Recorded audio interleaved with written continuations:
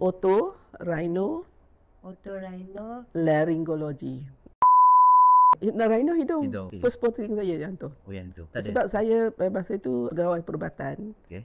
Jadi boleh masuk je.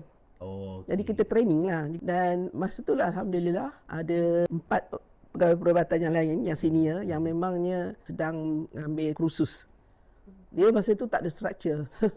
Kursus ni sebab kami ambil peperiksaan di UK. Kelulusan tu dari fellowship dari sana. Masa tu baru ada UKM lah yang ada pengkhususan ENT. Dan masa tu ada 2 je tempat seat untuk ENT.